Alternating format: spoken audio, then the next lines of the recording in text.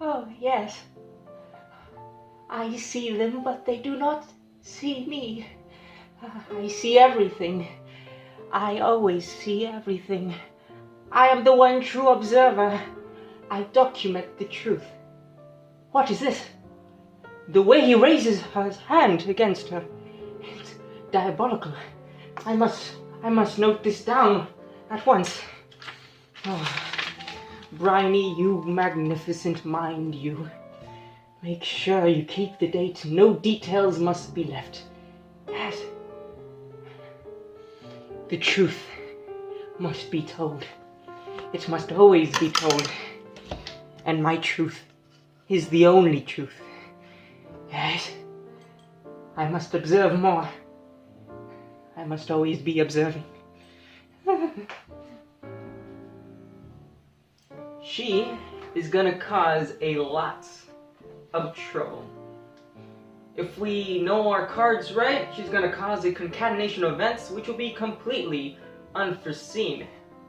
But speaking of interesting characters, there's more to Ian McEwan's Atonement than just a gripping narrative. See, literature is more than just a collection of words. It's insight into the minds of the creator, the minds of the author. And within this novel, Ian McEwan says a couple of things about his society. And today, we're gonna ask those questions and be critical of ourselves. And of course, we might talk a little bit about the characters we love to hate in Atonement. Oh shit. Sorry, I think I swore there, but what I was saying, like the characters that we absolutely hate because they're very annoying and they make a lot of mistakes. Oh please, don't pretend that you don't love me. With the power of my pen and my imagination, what's there not to like? Shut up, Briny. No one likes you. Excuse me? Ah, how can you say that? You're going to be my book, and guess what? You're going to be disgusting and horrible. You deserve it. With the power of my pen, you can't do anything about it. Well, lucky for me, she's a fictional character, so honestly, she can believe what she wants to believe, but anyway, she's just a child. Whether we should be sympathetic to her or not, that's for other critics to believe. But enough chit-chat, let's get right into it.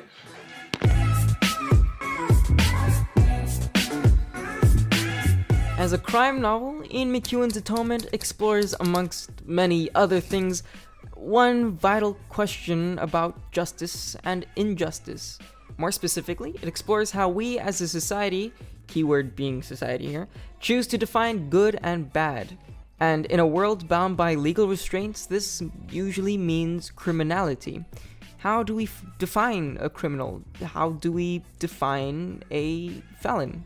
See, extremes are easy to define and are usually characterized by intrinsic humanly derived morals.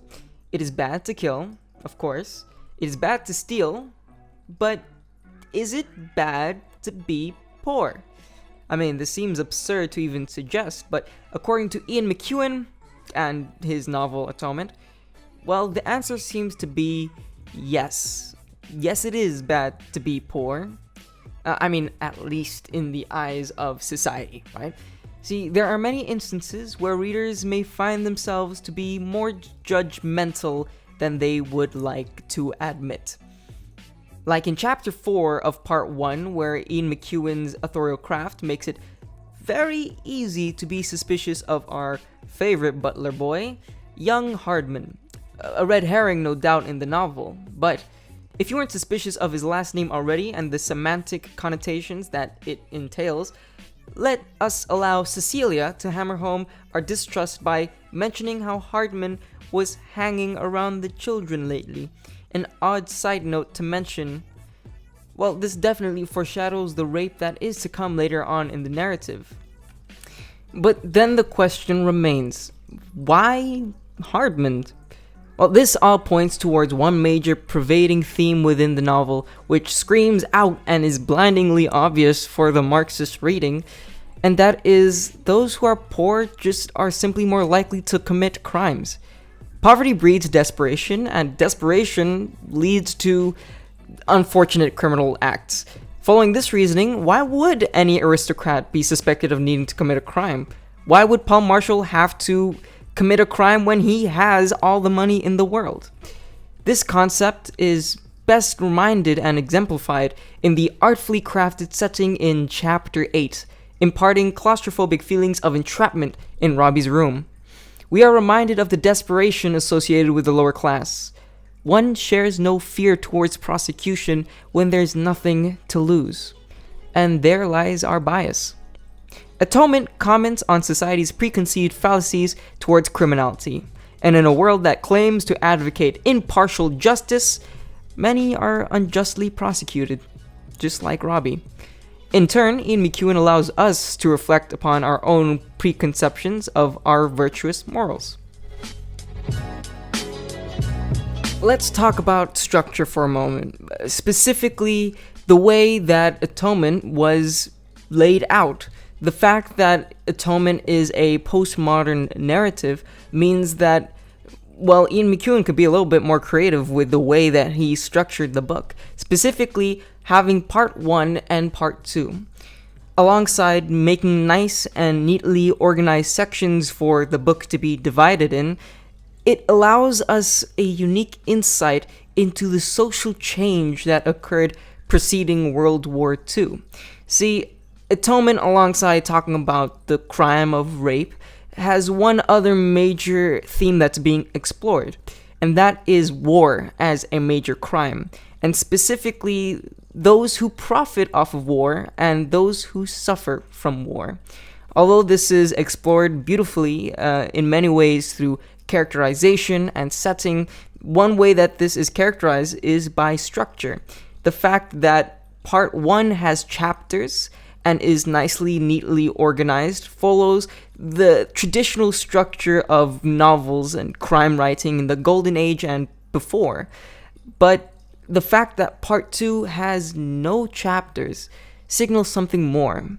The fact that World War II initiated change, created an awakening, and because of this, things could never be the same again. This is one very artful way that Ian McEwan makes a comment on society, and honestly doesn't even need to use words to do it. It's truly an amazing and awe-inspiring feat. I also briefly mentioned previously how setting is employed as a key authorial method in commenting social change, reflecting social shifts elicited in the mid-20th century within the UK. Outcries against unnecessary bloodshed during the World War saw a new populace challenging the aristocratic and capitalist ratifications associated with their preceding generations. This is best manifested in Chapter 2 in the iconic depiction of the Tallis household being dilapidated and overgrown, symbolically manifesting the outdated views of the older generation. Yet this is juxtaposed in part 2 of the novel with the household's conversion to a hotel, evoking new growth and regeneration.